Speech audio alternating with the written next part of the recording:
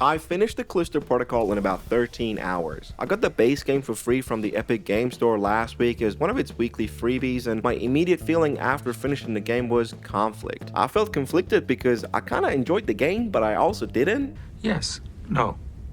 And I had to remind myself, of course, that this was a AAA level game, at least in the graphics and visuals department, that I got to play and finish for absolutely free. This is an important point to remember when watching this video in 2024 because my opinion and thoughts towards the game would have been completely different if I had paid the full AAA price for it when it first came out a couple of years ago. So why do I feel conflicted about the Callisto Protocol? It's because I found myself getting so frustrated with the gameplay and combat mechanics that towards the end, I just set the game to easy difficulty because I just got tired of the clunkiness of the combat system, but I still wanted to finish the game. Bring it on, bitch! Time for me to finish what I started anyway! The story was fine, just super predictable, and honestly, I feel like Jacob, who's the main protagonist, is one of the dumbest protagonists I've ever played as in a video game. He keeps making decisions that are just so stupid, and he keeps trusting in people he's just met at some maximum security prison that I kept thinking surely there's gonna be some kind of twist in the story, and I kept waiting and kept waiting and kept waiting until the very end when I finished the campaign, and I was just like, I knew that was gonna happen. I mean, sure, there are some minor details in the story that I wasn't expecting, but there was nothing that made my brain explode. For a while, I was very pissed off with this aspect of the game, the fact that the story and narrative are predictable, and at first I thought I was just frustrated with the combat system. Then about halfway through the game I realized, no, I'm also frustrated with the storytelling, and it made me wonder, why the hell do I care so much about the narrative in this game? Why does it matter to me so much that the narrative is super linear and completely predictable? And I think I managed to find the answer. It's because the graphics in this game are just so fucking good. I don't know what kind of magic has gone into the production of this game to make it look this visually stunning, but honestly, I can't remember the last time I played a game that looked this good. Every cinematic experience, I found myself completely immersed in what was happening. The characters' insanely realistic facial expressions added another element of immersion as well, which was super nice because they didn't need to talk for me to be able to tell how they're feeling. I was able to connect with these characters purely by looking at them, sort of like watching a movie or a documentary. That's when I realized why I feel let down by the narrative and storytelling, because the basicness of the story completely juxtapositions the graphics and visuals in this game. Like, I'll be watching Jacob go through some of the harshest, painful experiences by seeing his friend who's been helping him escape prison just die. But then I'm wondering, why does Jacob care so much about someone he's met like a few hours ago? It just doesn't make sense and completely ruins the immersion in my experience.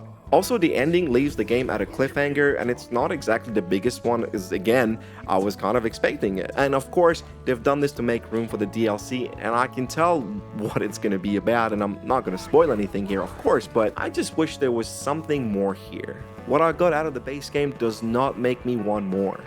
I know what I'm going to be getting by buying the DLC. It's probably going to be another round of Jacob following the orders of another character without really thinking about whether he should be trusting them in the first place. And I mean, this is something that happened twice in the base game, and honestly, I don't think I want to experience it again. So sure, the graphics are stunning, but that's just not enough to convince me to spend more time with this game. Let me know in the comment section if I'm wrong about this, and if I should try the DLC if it is offering something different or better. So it's safe to say that yes, I did enjoy my time with the Callisto Protocol to a degree.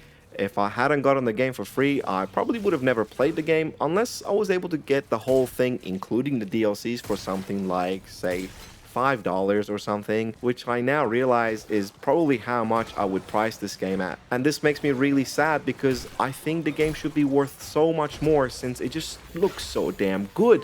But unfortunately, looks alone aren't able to raise its worth for me.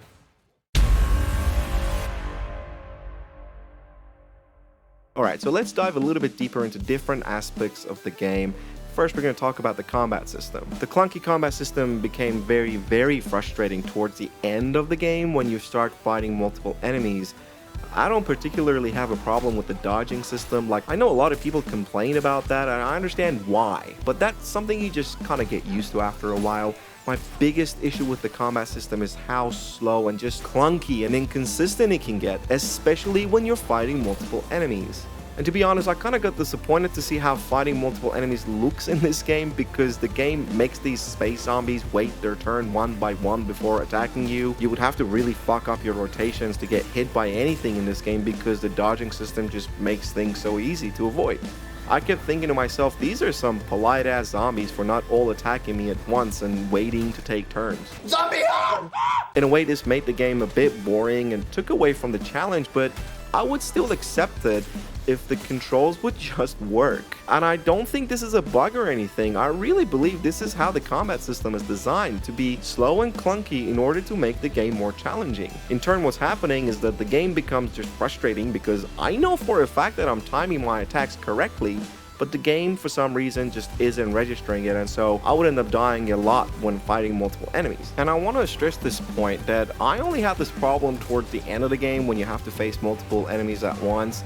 Fighting targets one at a time is no problem at all and works like a charm. It's really when I had to face a group of them that I was getting frustrated, and luckily you can just change the difficulty setting on the fly, which I did, because at that point I just wanted to finish the game and the story to see what happens.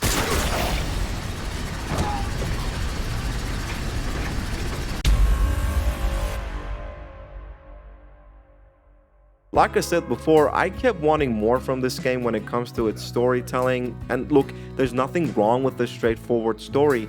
In fact, at times, I actually prefer it to something that would make my head hurt when trying to figure out what's happening. But this game, I just feel like there's so much potential. I was reminded of the first time I played through the BioShock series, just mindlessly getting through the first game, then towards the end, bam! The game just turns itself upside down, and I was like, whoa, what a feeling. I was not expecting that. And I kept thinking that might happen in the Callisto Protocol, because the story just has that vibe. A simpleton getting thrown into prison, he's not sure why, because he hasn't done anything wrong, or so he thinks. So he slowly starts to investigate and put things together, and while this is happening, I'm like, oh man, this is gonna be so good when the beat finally drops, but the beat never drops. It just flatlines. Address me as Captain Ferris. What? No. I'm just a cargo pilot. Though I said it before, I honestly cannot remember the last time I was this shocked at a game's visuals and graphics. I ran the game on my PC at 4K with FSR2 set to quality, with pretty much every setting set to max except for motion blur and film grain, because this is just not my jam. The game ran buttery smooth with almost no hiccups.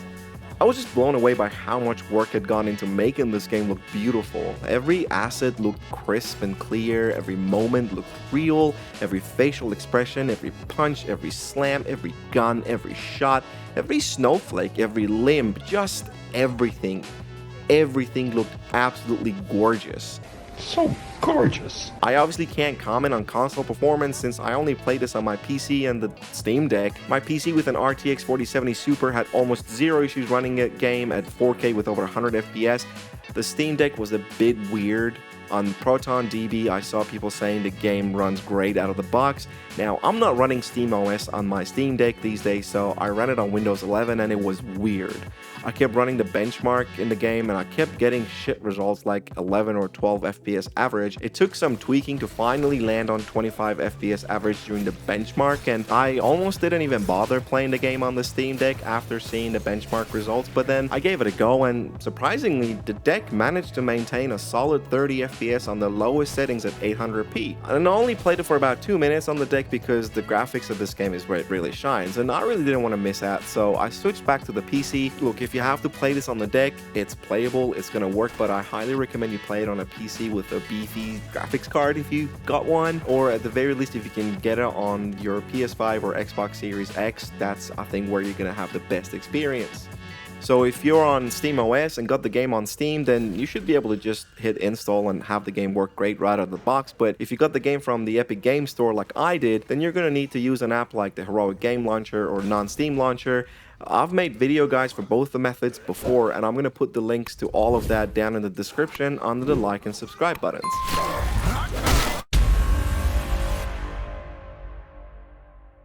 Another thing worth mentioning is the comparison to the Dead Space series.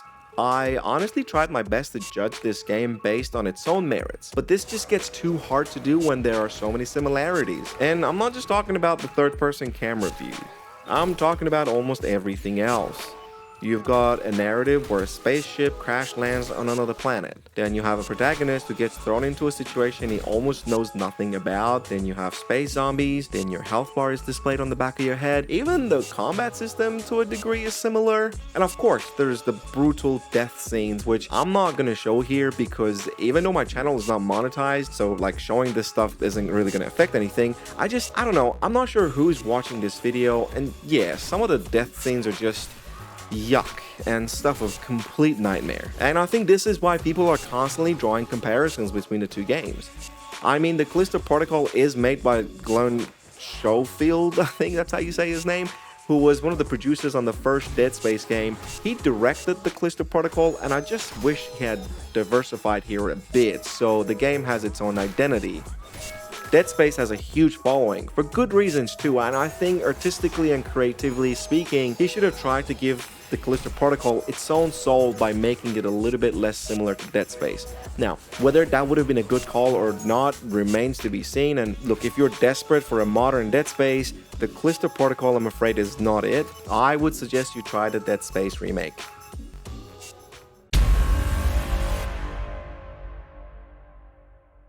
Now let's have a look at how the Callisto Protocol has been reviewed. So the game has the fair rating on OpenCritic with a score of 67 as its top critic average, with 42% of critics recommending the game. On Metacritic, it's sitting on a 69 rating based on 94 critic reviews, nice, and a 6.9 rating based on 1,729 user ratings. On Steam, it is sitting on a mixed review rating at 65% with just a little over 30,000 Steam user reviews, but more recently, it's received a mostly positive rating at 71% based on 303 Steam user reviews, so I guess that's something. One Steam user who recommended the game said, quote, "A fun enough survival horror with strong, if not simplistic, brawler element that works well in a three-dimensional space. The Callisto Protocol is rightfully a divisive game, though one worth buying at a discount. This is a shame since the gameplay of the melee combat is actually good, or at the very least promising if there is to be a sequel. However, do not go expecting a Dead Space experience in terms of either combat or storytelling or comparable atmosphere."